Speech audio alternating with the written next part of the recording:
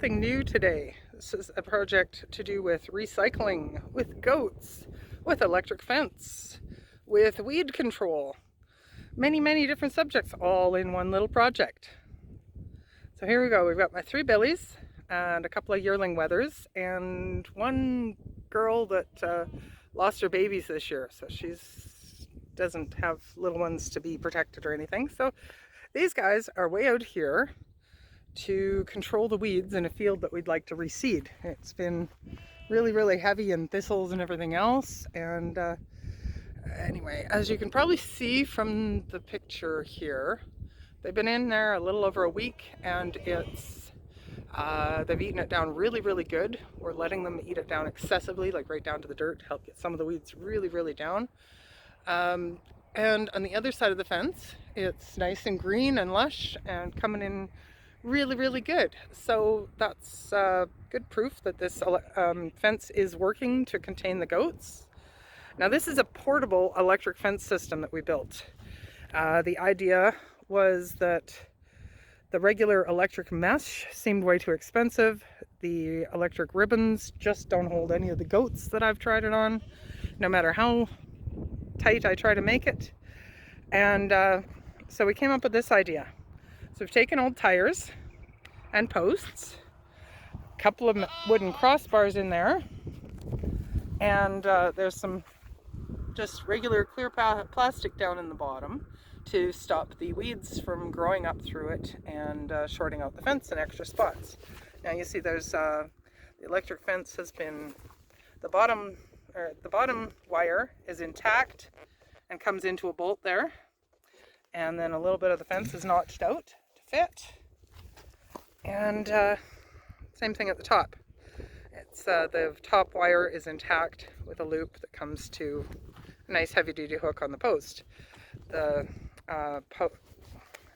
this support post is held in place. It's got a little piece of inner tube rubber to keep that from grounding out, and just held in place by pressure. I prop those in and put a spike in the other end to hold it in place in the ground. That makes, again, a movable fence that can just be taken apart and moved over whenever we need it. Now, average 48-inch page wire. I've used my regular electric fence plastic stakes and some wooden stakes around the bottom edge. So I'll put it off right now. See, these sometimes have to be realigned or whatever. That pieces of inner tube are just to go between the fence and the screw and the stakes to keep it from grounding out again too much. Sometimes I need to hold the fence up off the ground, sometimes I need to hold it down to the ground. It depends on the lay of the land, right? Because this is out and about in different types of terrain. They've got an old cooler there full of water, and so I refill that every day or two. And let's see, what else can I tell you about these? Oh, the regular posts in line are, again, poly in the bottom. There's a screw on the other side to hold that bottom wire down, and there's a screw on the top to hang it from. These, we took 2x6s and 2x8s that were laying down, cut them on angles so that we could make 2 out of the length.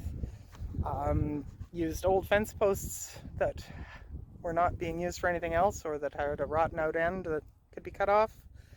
And the tires, you can pick them up free at any tire shop. They're always glad to get rid of them, so they don't have to pay for disposal. So this field has 6 pieces of 80-foot long page wire cut, and the ends prepped as I showed you to attach and then unhook easily. Now it's 80 feet across, then it's 160 feet long, so there's a joint in the middle of each side, and then an 80 foot across the other end. So I could put it up just half of this field or the whole field, depending on what I want to do. Somewhere in the next day or two, we'll be moving the field further up this little valley to get a little more of this weed cleaned up. And then we've got another location on the far end of the field that we're gonna move it over to, because there's a whole bunch of snowberry and different weeds down in that area that we'd like to get rid of. I'll tell you about the here on the gate. It's just a piece that was wired on at the far end loosely, and at this end there's just a couple of random clamps holding it together. Attaching firmly and strongly is not really an issue. As long as it holds itself together, that's all that matters, because again, it's an electric fence, so nobody challenges it. There we go. Snap that back together. Hello, boys. My silly billies. You guys are so friendly. Yeah. Billy boy. And this is Johnny. And Tommy's over there eating. Oh, you guys are so friendly. Yes, yes. Oh, scratch me with your horns, huh? There you go. Rub, rub. These little wethers are not as friendly. They're probably going to end up going to somebody's freezer at some point. But, and that little girl, that's Shine. There was another video on my channel earlier this season about her lost babies. That poor little girl. So, brought their salt block out. I use a sulfur salt block here this time of year, by the way, just because it seems to help keep the ticks off of everybody. Horses, goats, alpacas, everybody. And they, it's made a big difference. I started that last year on advice of a neighbor, and it's helped.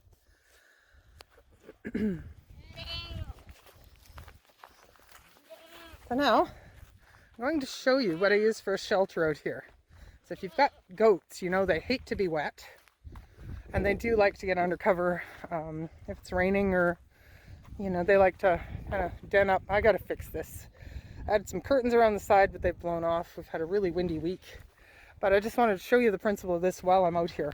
We took an old trampoline, and we propped one edge up on a pallet to give them some extra ceiling height in there. And then I just grabbed a chunk of poly and tied it down. I had that one tied down to the pallet, but they were rubbing their horns on it and snapped it a couple times, so I tied it back up. So not the tidiest looking thing right now, but it does the job. I'll come out later today with some more baling twine and we'll tie up your curtains again. Huh? Shine wants some redecorating done? Funny girl. Oh, hello, Johnny. Huh? You are such a sucky baby. Oh, you liked it. Yeah, you like the snuggles. That's a good boy. Such a good boy. My billies are the friendliest. Oh, and Billy's on this side. Hey, looking for attention. Hi, Shine. You too? Hi, girl. Hey. I still feel bad for her losing her babies. It was going to be her first year as a mama. And got my little gopher dog in here checking things out. But anyway, as you can see, secured all the way around here.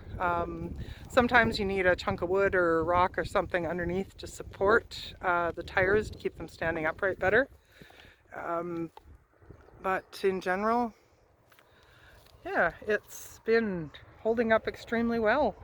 First time using it, they've been out here just a little over a week. So I think they look pretty happy. Once they got used to being out of their tight little winter corral, they've really been loving it.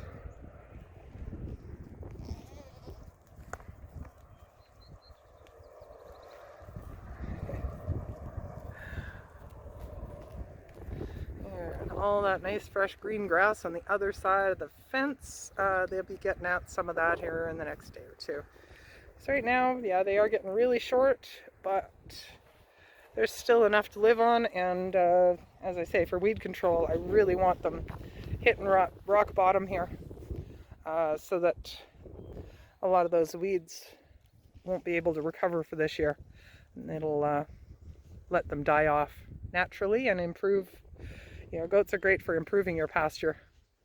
So they don't transfer the weed seeds in their poop, so lots of like cows and horses and stuff like that, a lot of it will come back through and grow up in its own little fertilized piles. But these goats have 100% digestion. If they eat it, it does not have a viable seed left in it to grow. So that's really, really good because they'll eat almost everything. I'm finding in here that they're even eating the yarrow, the young yarrow shoots, which they usually don't care for the taste of, but when they're young enough like this, they seem to be going after them. The one I have trouble with the most is the thistles. They will eat them, but quite often I have to kind of flick them up with a shovel so that they can get at the underside first, because thistles are really self-protective that way. The prickles pointing up makes them a little harder to get at, so if I come along and I just cut into the root with the shovel and flick the plant over, they eat it, and most of the time that root does not seem to come back. So there you have it. Natural weed control in a portable pen with, oh yes, the added benefit being that electric fence is also protection from the predators. We have quite a few coyotes around here, but as you can see, we don't dehorn, so they have their natural protection along with the electric fence.